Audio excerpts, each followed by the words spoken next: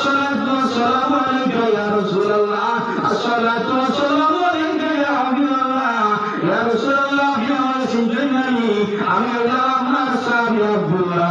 আমার নবী ফরমান, কোন আব্দুল্লাহ? ইয়া রাসূলুল্লাহ, কিছুদিন আগে যারা মুসলমান মানুষ না, যারা নাম রাখলো আব্দুল্লাহ, আর আপনি নবীর নামে পরিবর্তন করে নাম রাখিয়া দিলেন আব্দুল উজ্জা, করে নাম রাখিয়া দিলেন আব্দুল্লাহ। আমি সেই আব্দুল্লাহ। আমার নবী ফরমান, আব্দুল্লাহর প্রতি শরীরের মধ্যে তো কাপড় নাই। আমার আব্দুল্লাহ তো সুন্দর একজন যুবক, ভালো ভালো কাপড় পরিধান করতাম।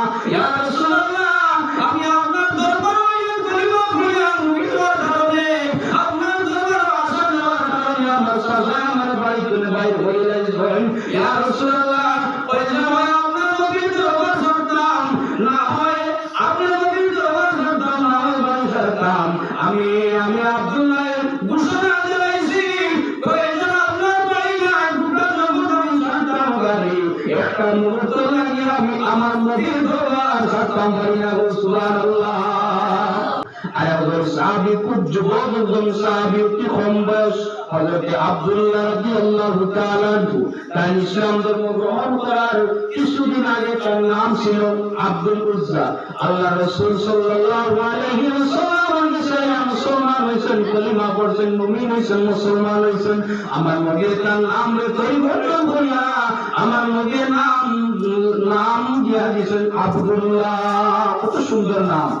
এই সময় হযরতে আব্দুল্লাহ রাদিয়াল্লাহু তাআলা আনহু আল্লাহ রাসূল সাল্লাল্লাহু আলাইহি ওয়াসাল্লামের দরবারে একদিন হঠাৎ করে রাত্রি বেলাইছেন। আল্লাহ রাসূল সাল্লাল্লাহু আলাইহি ওয়াসাল্লাম গভীর রাতে উঠান মুবারক করে বাইরে দেখো একজন যুবক নবীর দরবারের সামনে বসে রয়েছেন। আমার নবী এখন এই গভীর রাতে আমি নবীর দরবারের সামনে হযরত আব্দুল্লাহ বলেন, ইয়া রাসূলুল্লাহ, আসসালাতু ওয়াসসালামু আলাইকা ইয়া রাসূলুল্লাহ, আসসালাতু ওয়াসসালামু আলাইকা ইয়া হাবিবাল্লাহ। ইয়া রাসূলুল্লাহ, আপনি আমাকে চিনতেন নাকি? আমি হলাম আপনার সাহাবী আব্দুল্লাহ। আমার নবী ফরমান, কোন আব্দুল্লাহ? ইয়া রাসূলুল্লাহ, কিছুদিন আগে যারা মুসলমান মানুষ না, যারা নাম রাখলো আব্দুল্লাহ, আর আপনি নবীর নামে পরিবর্তন করে নাম রাখিয়া দিলেন আব্দুল উজ্জা, করে নাম রাখিয়া দিলেন আব্দুল্লাহ। আমি সেই আব্দুল্লাহ। আমার নবী ফরমান, আব্দুল্লাহর প্রতি শরীরের মধ্যে তো কাপড় নাই। আমার আব্দুল্লাহ তো সুন্দর একজন যুবক, ভালো ভালো কাপড় পরিধান করতাম। ইয়া রাসূলুল্লাহ, আমি আপনার দরবারে কলিমা পড়লাম, বুঝার কারণে আপনার দরবারে আসা যাওয়ার কারণে আমার সাজা আমার বাড়ি থেকে বাইরে হয়ে গেলেন।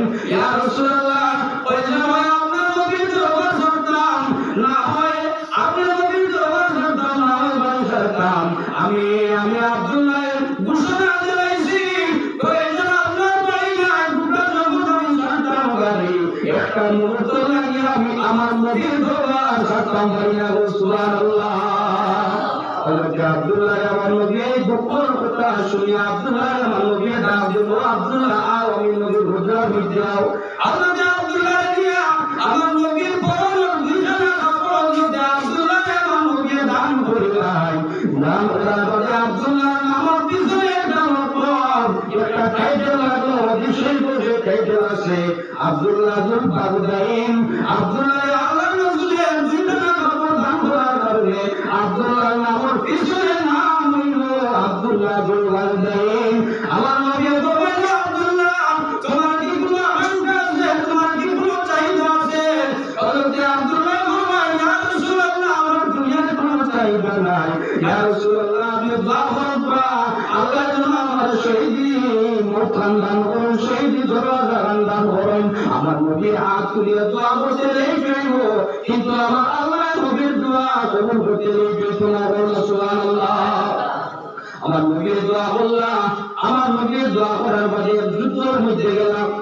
তখন যুদ্ধের মধ্যে আব্দুল্লাহ যুদ্ধটা হইল না, রাস্তার মধ্যে আওয়াজ হয় আব্দুল্লাহ ইন্তেকাল করুন, মারা যায়। ওই সময় আমার নবী বললেন,